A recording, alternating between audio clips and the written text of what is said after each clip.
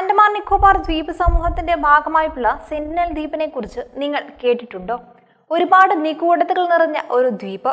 വളരെയധികം അക്രമ സ്വഭാവമുള്ള സവിശേഷ സംസ്കാരം പിന്തുടരുന്ന ഗോത്രവർഗക്കാരാണ് സെന്റിനലീസ് വംശജരായ മനുഷ്യർ.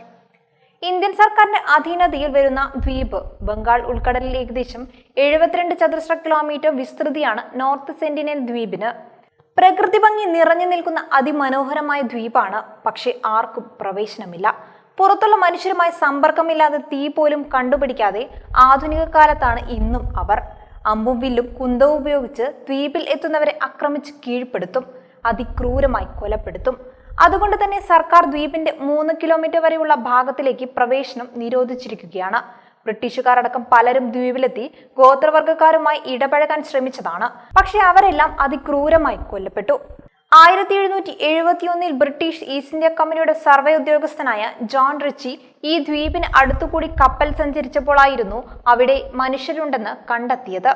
കാലം ഇത്ര പുരോഗമിച്ചിട്ടും ആ ദ്വീപിനെ കുറിച്ച് നമുക്കറിയുന്ന വിവരങ്ങൾ പരിമിതമാണ്.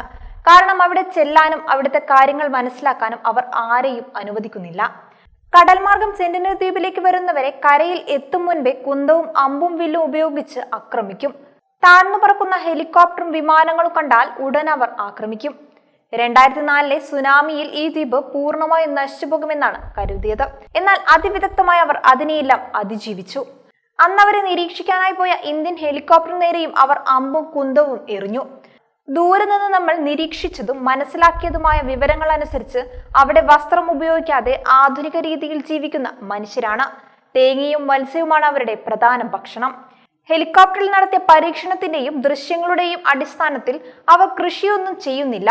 കൂടാതെ ദ്വീപിൽ നിന്നും പുകയൊന്നും കണ്ടെത്താത്തതിനാൽ ഇതുവരെ തീ പോലും അവർ കണ്ടുപിടിച്ചിട്ടില്ല എന്നതാണ് നിഗമനം. അവർ ഏതു ഭാഷ സംസാരിക്കുന്നു, എന്തൊക്കെയാണ് അവരുടെ ആചാരങ്ങൾ, എങ്ങനെ അവർ ജീവിക്കുന്നു എന്നതിനെ കുറിച്ച് ഇന്നും വ്യക്തതയില്ല.